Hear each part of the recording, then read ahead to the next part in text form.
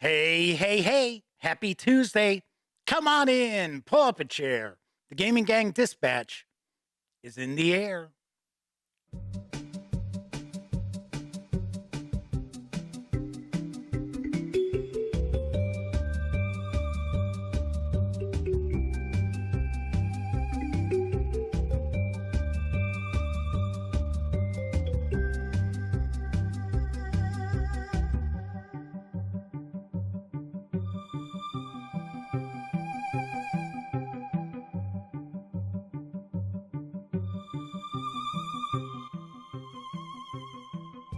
Howdy, howdy, howdy, gang. Welcome once again to the Duct Tape Studios.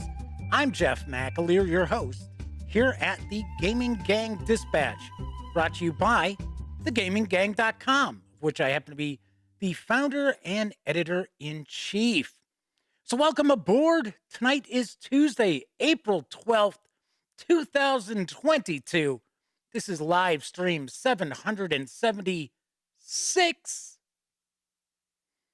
This is your first time joining me, let me point out, super casual around here. Just hanging out, talking about the latest in tabletop gaming news, and then we take a look at a tabletop game. Sometimes it's a board game, sometimes it's a role-playing game. This week, it is GMT Wargame week. So, Monday, Tuesday, and Wednesday, we're looking at war games from GMT Games. Of course, so last night we took a look at the second edition of Pacific War, and holy yowza, it was huge. It was massive. Tonight, we're looking at a far more manageable sized war game. Yes, we are going to take a look at Into the Woods, which is the Battle of Shiloh from the American Civil War.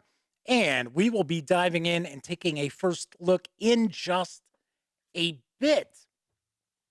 So if you're not familiar with how this show works, we start off with the tabletop gaming news. So if you are tuning in and you've never checked out the stream before, keep in mind, we will get to the unboxing in just a bit, probably around 30 minutes or so. That's usually how long the tabletop gaming news segment goes. So in the meantime, put your feet up, relax, and enjoy the tabletop gaming news. Of course, if you are watching more than 30 minutes after this stream ends, then you can actually jump ahead. There are timestamps. They are located in the show notes. Depending on what device you might be using, you might actually have those timestamps right there in the timeline of the video as well. So, if you like this video, by all means, give it a quick thumbs up. Subscribe to the channel if you haven't already. And if you do subscribe, ding that bell. It'll not only let you know when the Dispatch streams live Monday, Tuesday, and Wednesday evenings right here on YouTube at 7 p.m. Central. It'll also let you know when I upload other videos to the channel, such as my upcoming review of course, it's not sitting here, Tiny Epic Dungeons. I forgot to grab it out of the car. But that is on the horizon, so stay tuned for that. Of course, when you're not watching videos on the Gaming Gang channel, be sure to visit thegaminggang.com for all latest in gaming news, reviews, and a whole lot more. You know the drill. Get your geek on at thegaminggang.com. And of course, because this is a live stream, that also means there is chat available. It's not on screen. One of the ways that I keep some of the more unusual commenters at bay. But I do my best to pay attention to chat. So if you want to say howdy, got a question, a comment, by all means, chime in. I will do my best to respond. I should also point out that you must be a subscriber to the channel for at least 48 hours before you can take part in chat. Yet another way I keep some of the more unusual commenters at bay. So far, first out the gate tonight was the Motor City Madman. Yes, the Madman is with us. He is one of our chat moderators, so behave. John Vogel is jumping on in. Flaming Huron is with us. He's our other chat moderator. And Kevin R. Smith and Flaming, let's see, Viper Dave is with us as well. So there we go. We've got the chat off and running early. So let's jump on into the news because I've got a nice eclectic mix. First off, Gray Fox Games has launched a crowdfunding project for the highly anticipated 4X science fiction game, Last Light. Here's a wee bit of scoop.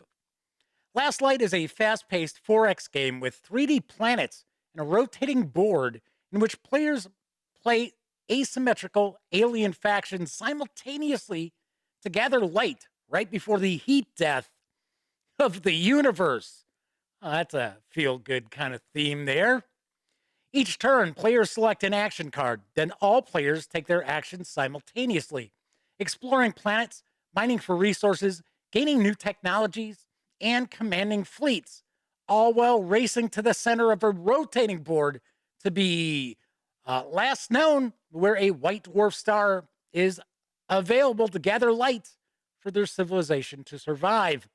First player to gather 20 light points, I guess, has what they need to overcome their rivals and lay claim to the last light in the universe and the win. There is a very short Kickstarter video. It's about a minute long. So let's take a peek so you can get a better look at Last Light. The Trials of the Twin Seas for Beowulf. Age of Heroes, 5th edition. What? A mighty horde of 6 5th edition adventures for 1 GM and... The universe is dying. You've scavenged your way across the cold blackness for generations in search of a star to sustain. Oh, all right, let's try that once again. You know, I thought for sure everything was all set up for the show. Everything. Because I've actually been running around a lot today. But I forgot to swap out the videos. So let's try that again. The universe is dying. You've scavenged your way across the cold blackness for generations in search of a star to sustain you. Finally, you may have just discovered the last light in existence. You are not the only one.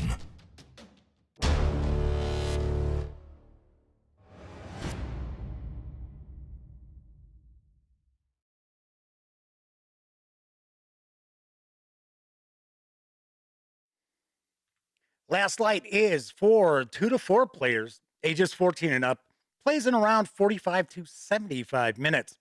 You can reserve a copy of the standard game through GameFound. This is not a Kickstarter. This is over on GameFound for a $79 pledge.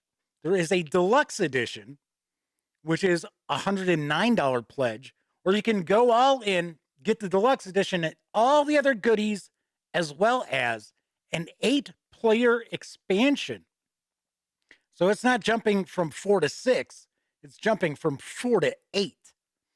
That is a $169 pledge. Yes, I know that is a hefty amount.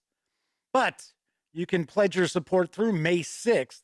Expected delivery is April of next year. Flaming Heron points out that was very short. Yes, once we actually got to watch the right video, it was rather short. I have to say, this has been a game that Gray Fox Games has been talking about a lot for a while.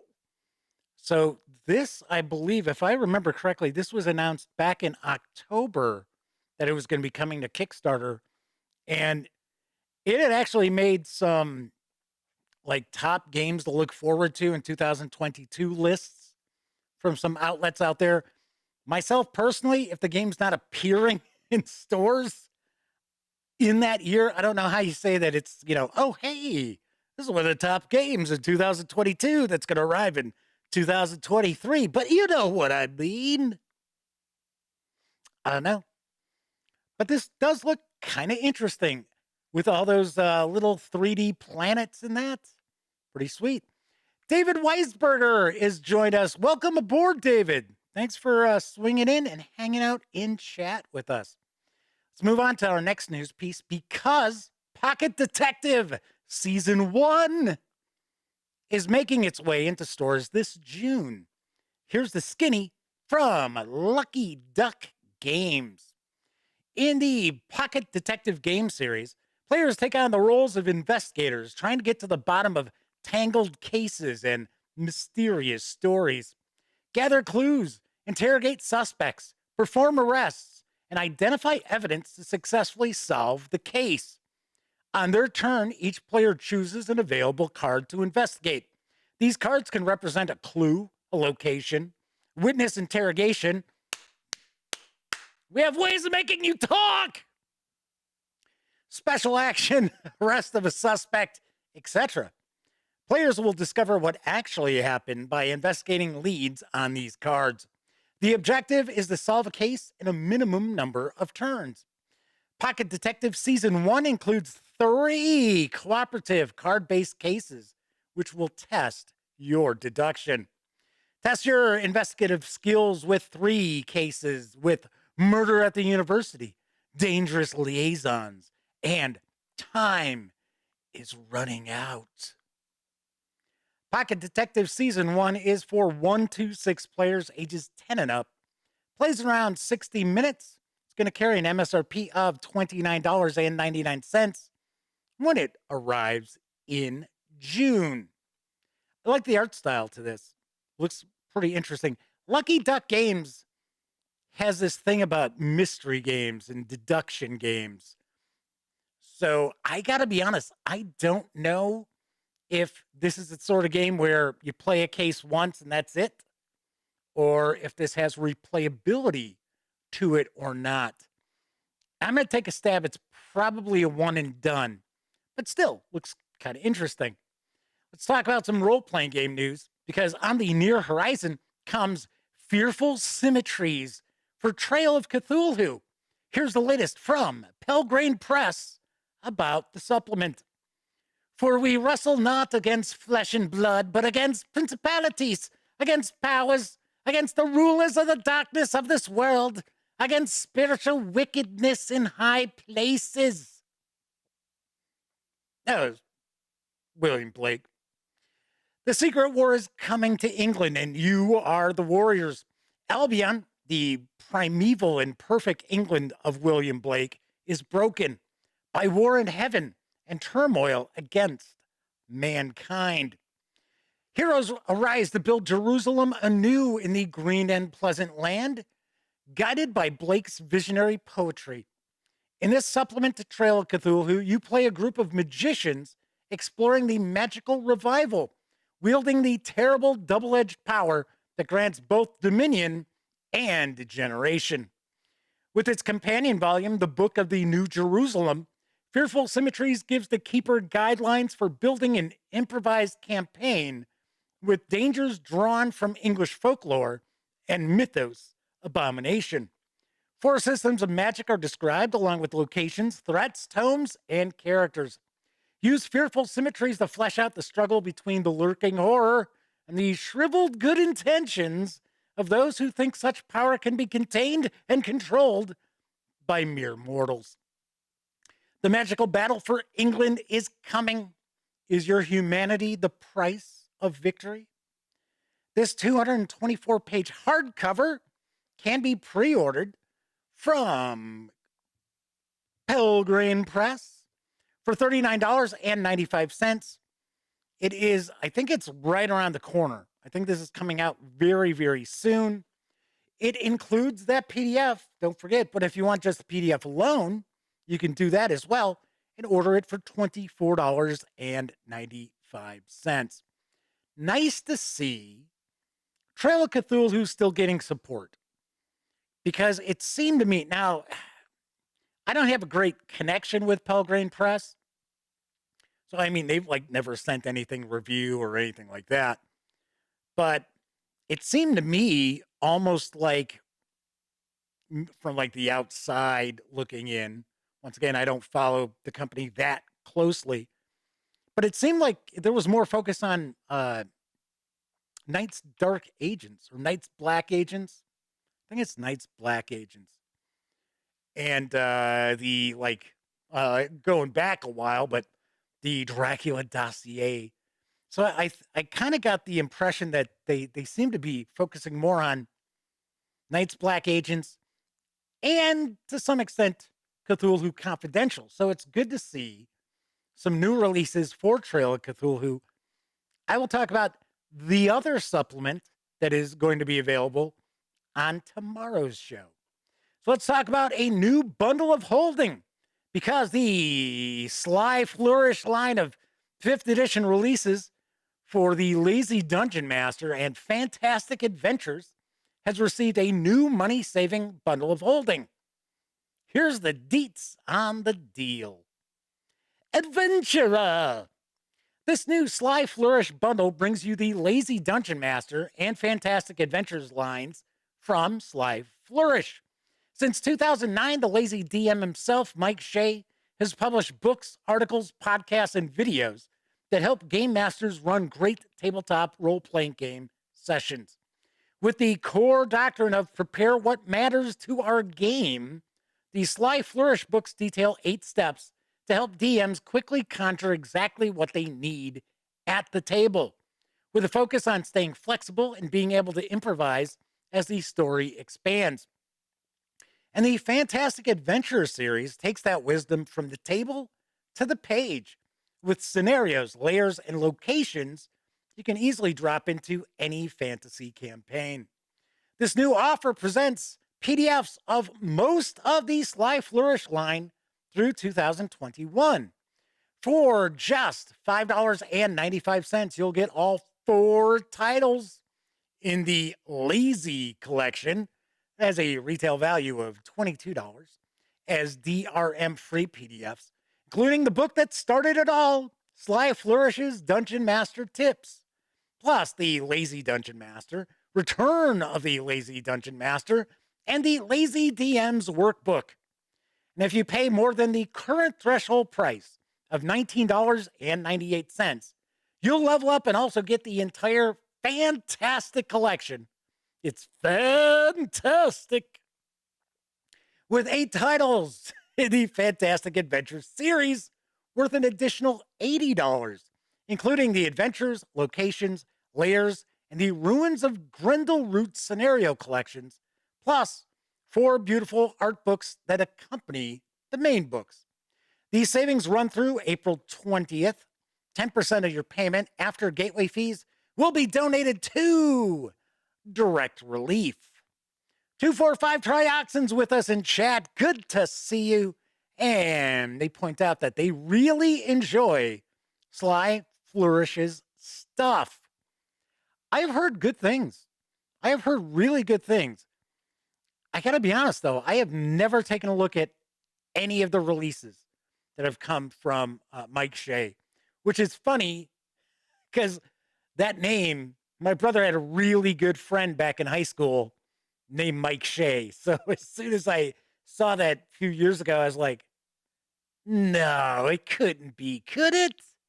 It's not. I'm sure it's not. But yeah, a sweet deal. You get a lot of goodies for essentially $20. So that is a bundle to keep your eyes peeled on. My final news piece.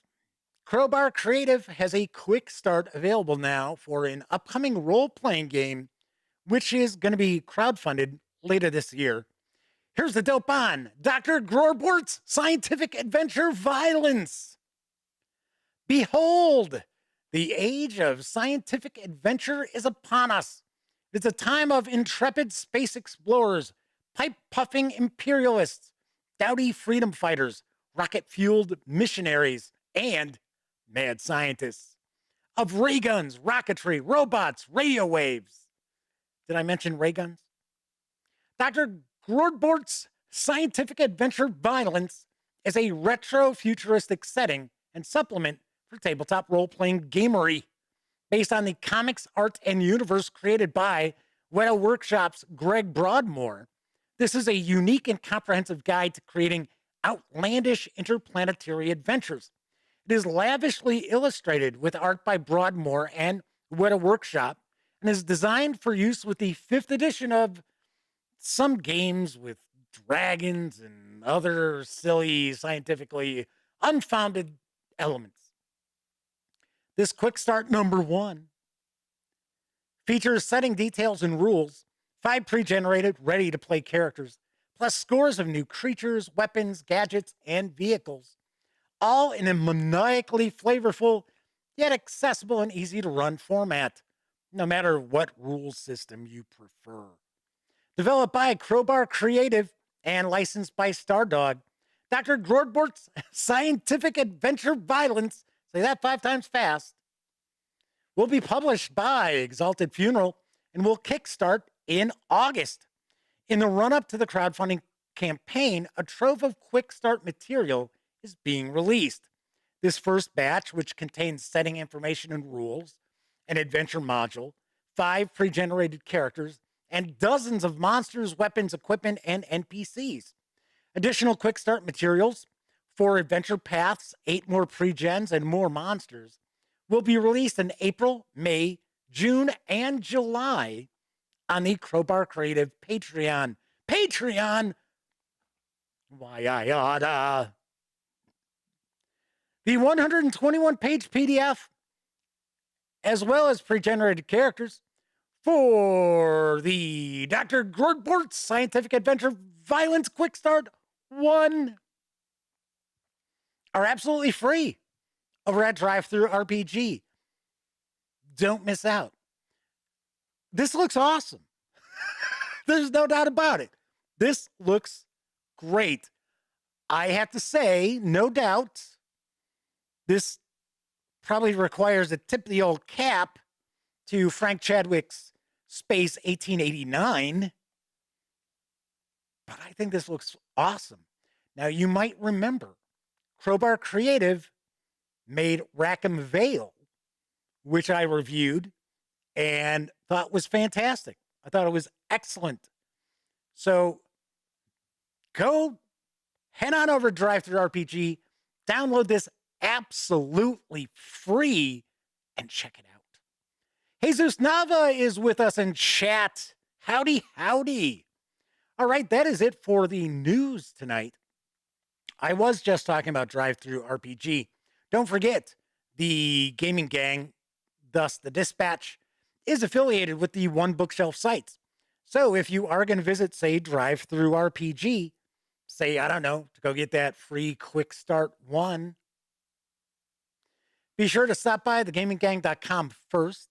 Click on one of our banner ads. That way, if you happen to make a purchase, I get a little portion of that sale.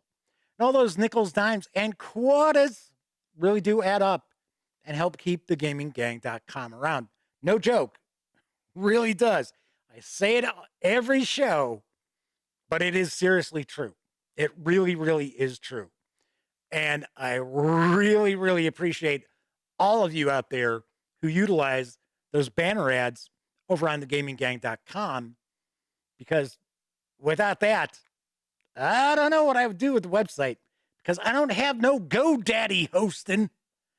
Can't have over 1 million unique visitors a year. That's true. That is a fact. I know a lot of people are shocked by that.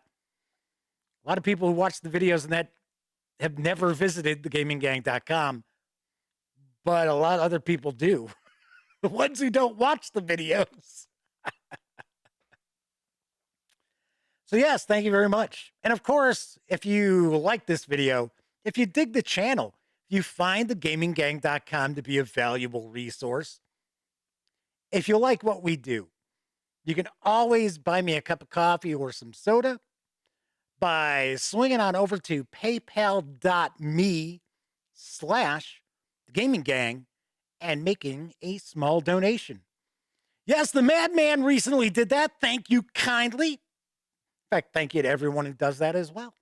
Because remember, I don't do Kickstarters to hang around.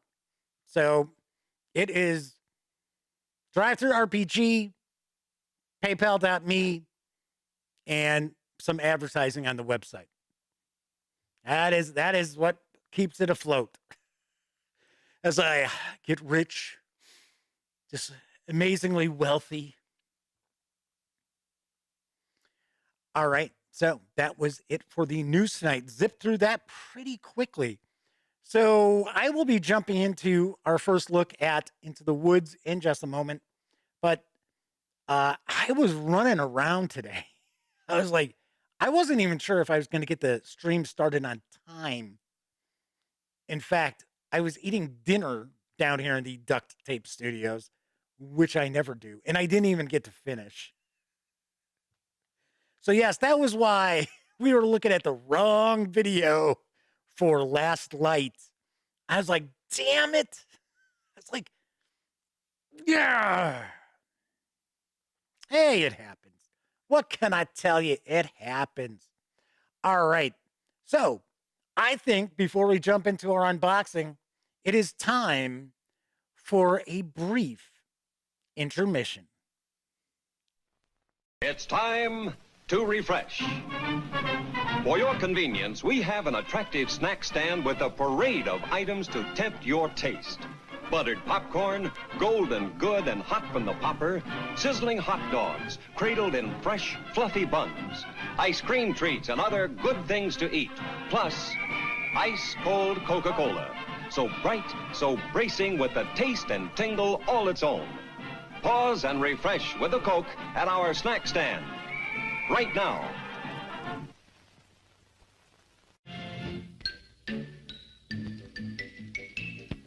It tastes so good, it smells good, and what's gooder, it is so good. Popcorn, popcorn, everyone for popcorn.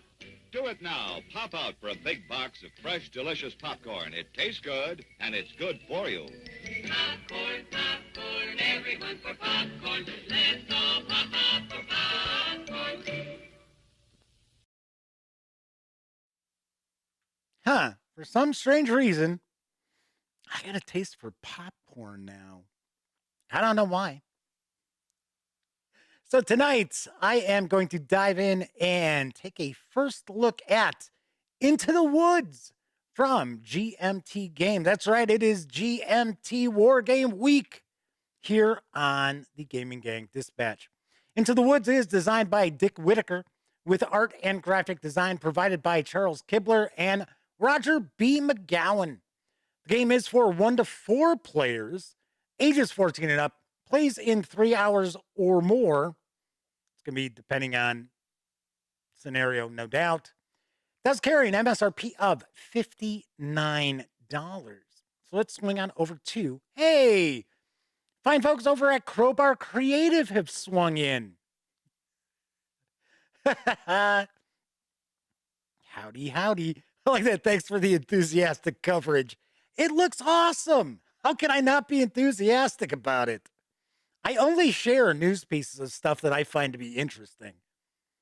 I get people sending me news pieces all the time, and I'm like, I don't know. Coco B has joined us in chat. There's some discussion about popcorn. All right, let's swing on over to the other camera because here I've got Into the Woods.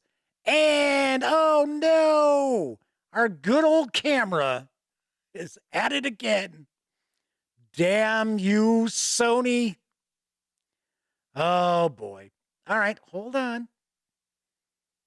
We've done this before. We've had to mess around with this before. We can usually get it back without messing around too much. There we go. I don't know what it is. It's just super strange. It's almost as if, and it's not as if I'm recording on memory cards at all. It is just basically streaming through. It's just, it's like a video camera, like a camcorder almost, but it's a legit camera. It's not, some cheapo camcorder. So here we've got Into the Woods, the Battle of Shiloh, April 6th and 7th, 1862. I think this is like the 8th entry, 8th or 9th in the Great Battles of the American Civil War series.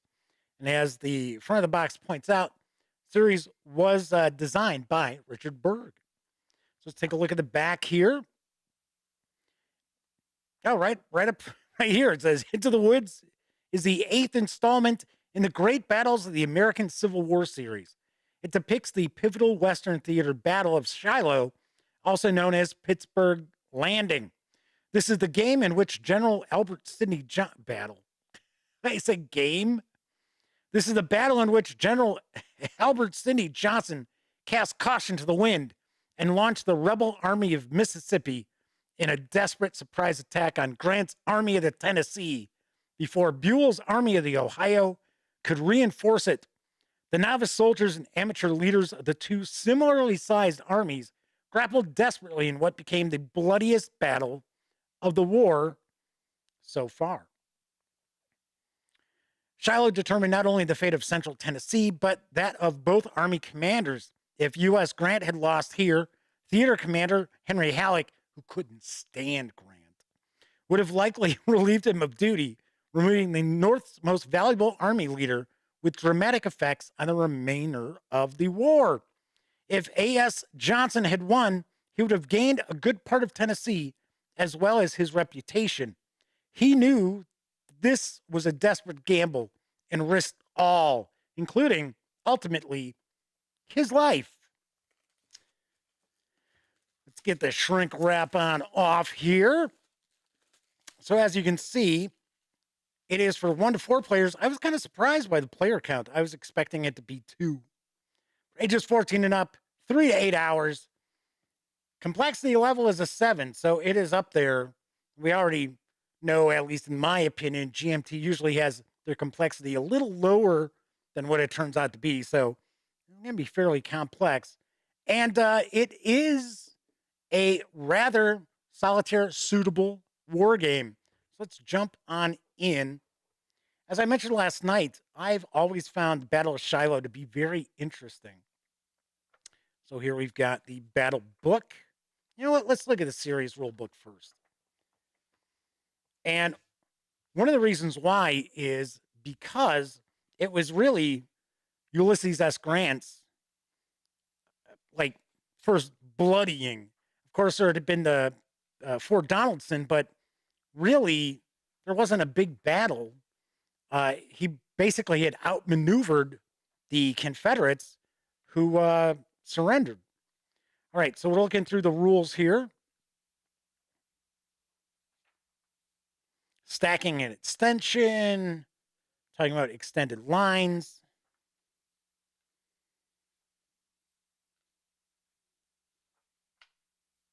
Reaction movement, fire combat. So we have the basic fire concepts. Are basically the arc of fire. Have line of sight. And I'm going to assume we've got different elevations as well. So we got some design notes tossed in there as well.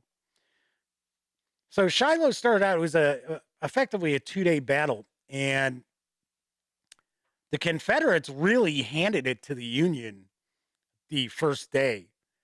And it was a pretty sorry affair. In fact, many of the Union soldiers were hiding.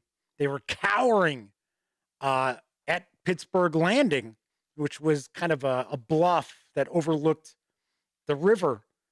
And I remember one of the things that William Sherman said, William Tecumseh Sherman, was talking about how Grant, after the first day of the battle, was crying. He found him crying at the foot of a tree, sitting there that evening. But the thing is, the Union was bailed out because reinforcements from Don Carlos Buell's army arrived.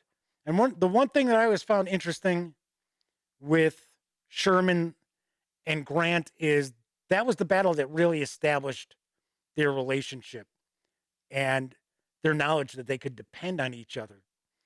And Sherman had pointed out that Grant was crying that night, but he wasn't crying in the morning, and he was all ready to go.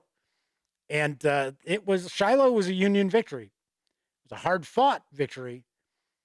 And Shiloh was also the battle that both sides, the civilians realized, you know what? This isn't going to be a quick war by any stretch of the imagination. So here are the battle book. So talking about the command system. So overall commanders.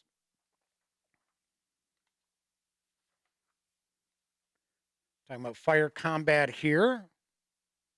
Special units. So both of these armies were relatively green. They did not have a whole lot of experience. So standard instructions for all scenarios. So we have scenario 1 is the April 6th battle.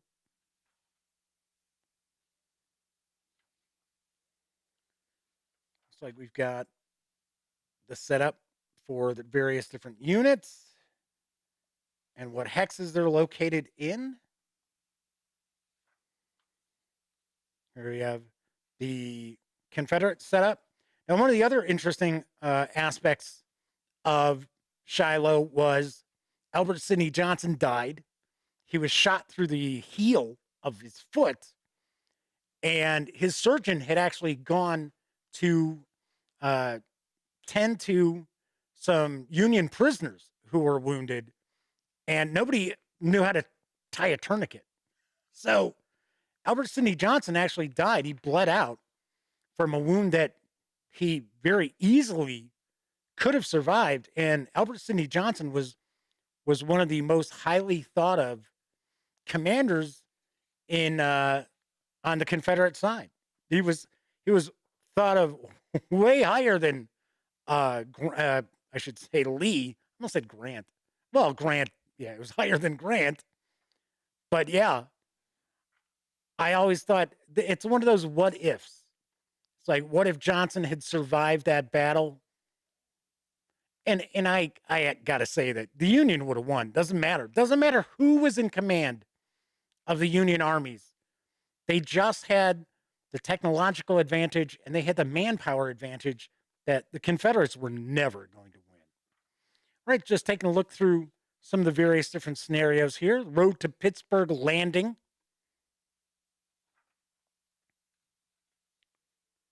So we have the Sherman-McClellan counterattack. Looks like we've got a few scenarios. This is number 7 there. This is 8, the second day.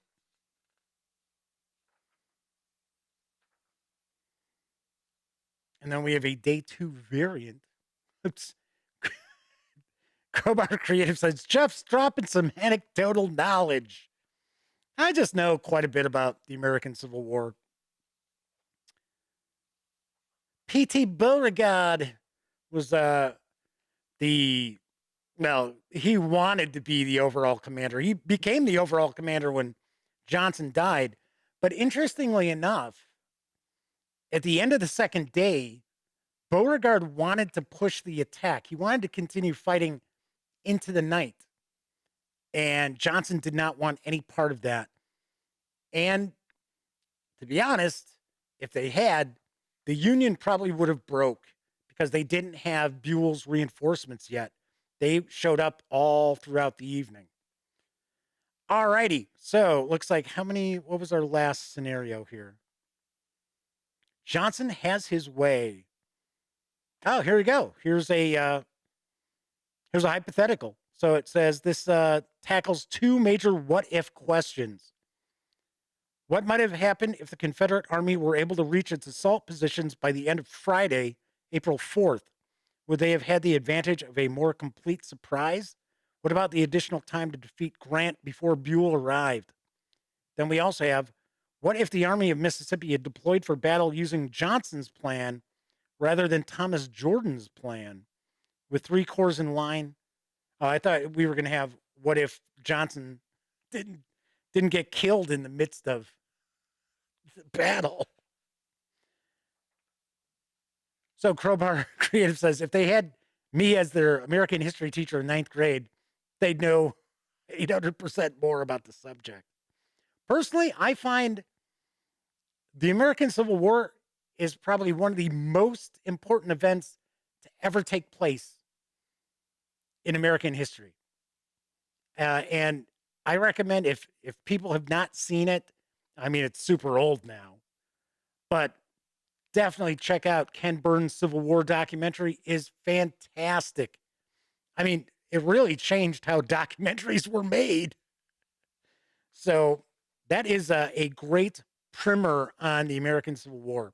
So we've got our designer notes, The Godfather Part 4, You Too Can Be a Game Designer. All right. So there we have the battle book. So quite a few different scenarios that are available as well. So we've got that.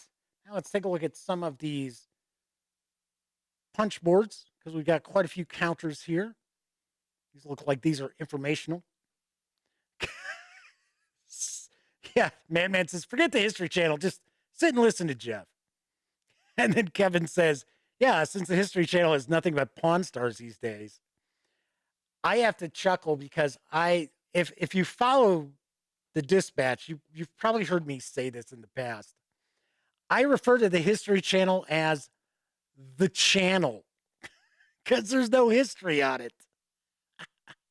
Omenal's with us in chat, pointing out that they've learned more about the Civil War from War Games than they ever did in school.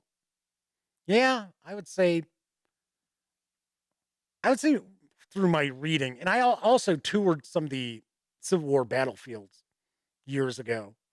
So I definitely like the design of these counters. We were talking about this last night when we were looking at Pacific War.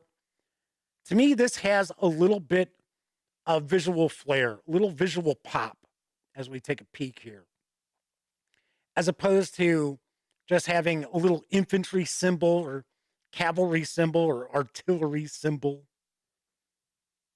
And of course, dual-sided. And thank you very much, Crowbar Creative, for the super chat. Much appreciated. We're taking a quick peek at some more of these. So these are Union forces, of course.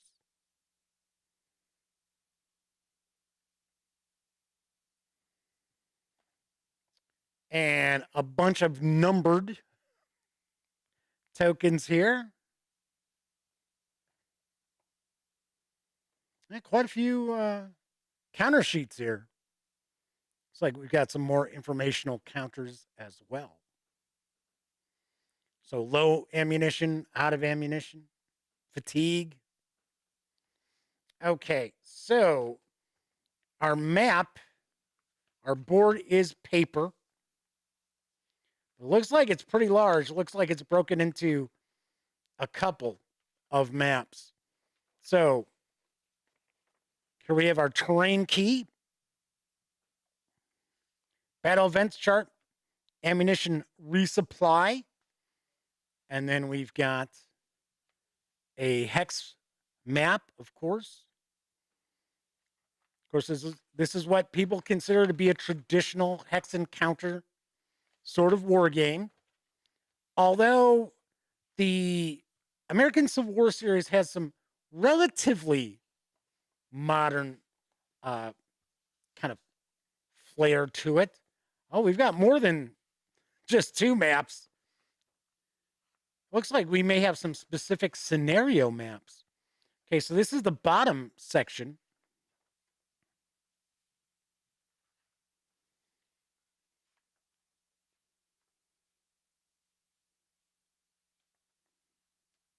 Pretty cool looking map. Of course, remember, this was all forest. So that's why it's into the woods. It was kind of similar terrain to the Battle of the Wilderness.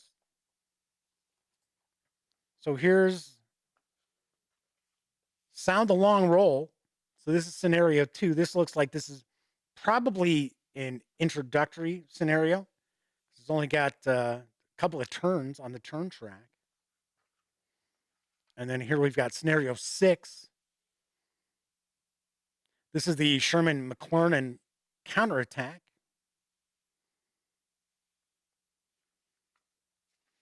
Got some player aids.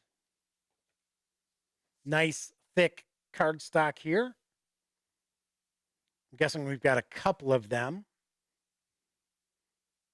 So we've got shock resolution, rally table, loose cannon, brigade orders, range effects. We've got our fire table, stacking limits.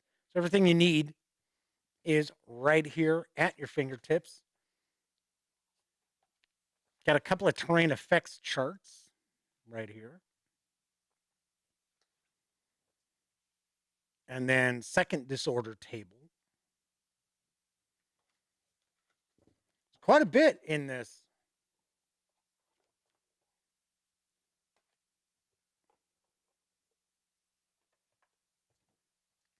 A couple of 10-sided dice, as well as a cool insert.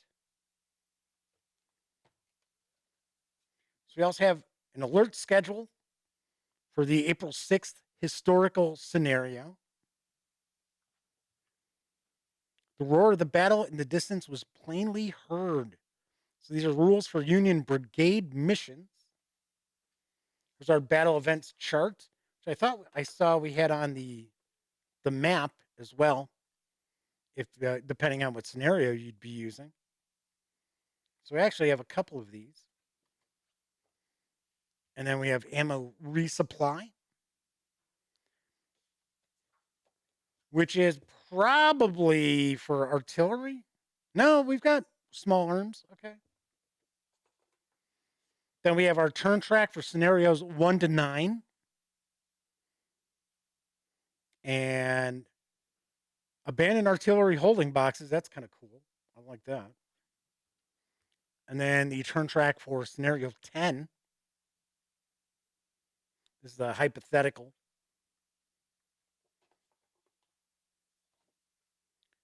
So we have the Confederate AM sheet. So these are the different cores. I figured it'd only be one side. We also have the Union AM sheet. And that is all the goodies inside Into the Woods. So we've got all the various different player aids. Try to put those back together there. We've got our 3 map sheets, 4.5 counter sheets.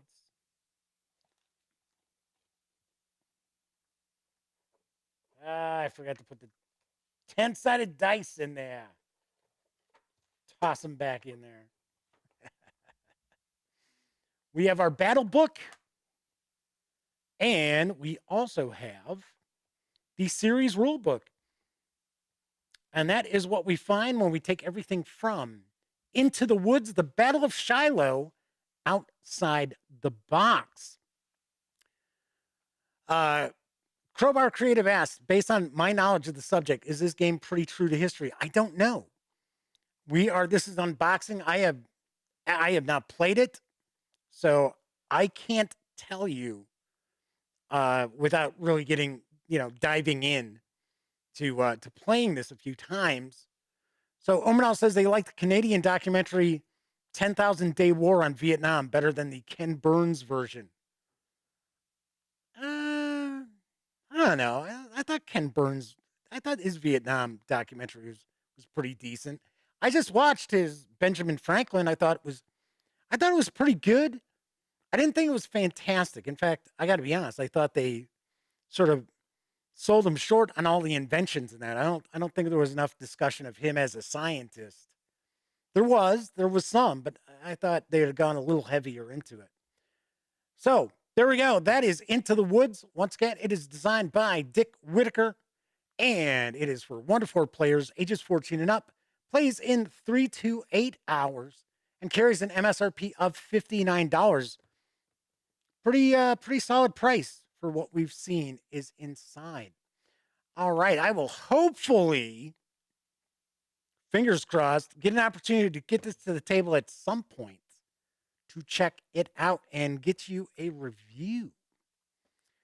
All righty. Sweet. So on tomorrow's show, we are going to take a look at the, I don't know if this is a new edition or not. We'll find out when we take a look inside.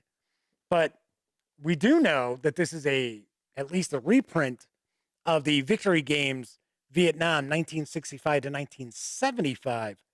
So Omanal can swing by tomorrow night, talk about the Canadian documentary more in depth when we take a look at this game.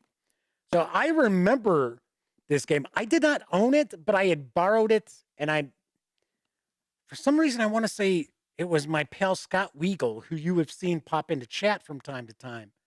I thought he owned it.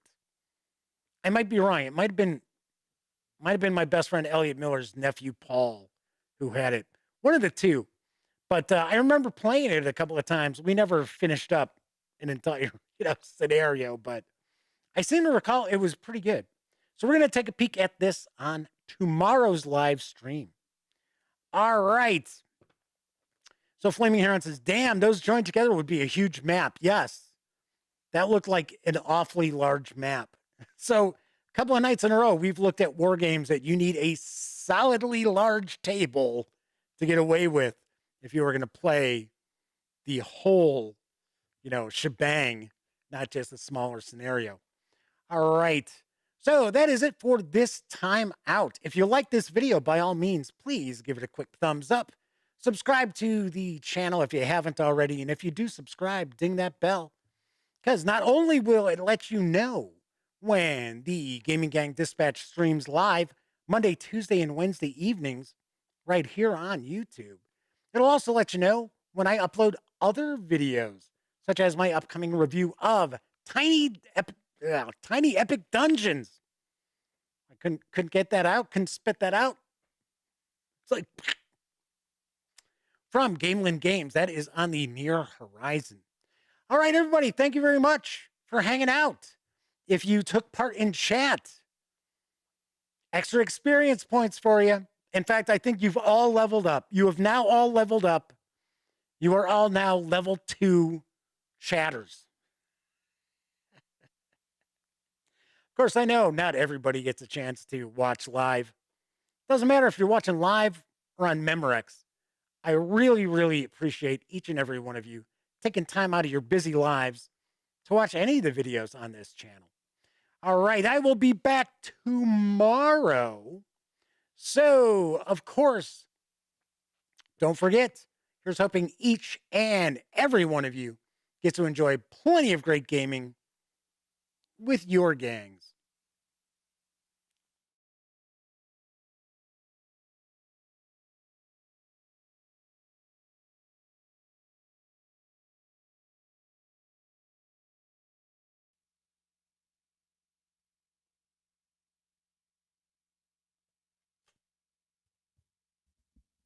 Oh, hey, you're still here. Well, if that's the case, by all means, subscribe to the Gaming Gang channel by clicking right here. Check out the latest episode of the Gaming Gang Dispatch, or find out what YouTube recommends you check out from the channel. And of course, once again, I'm Jeff McAleer. Thanks for watching.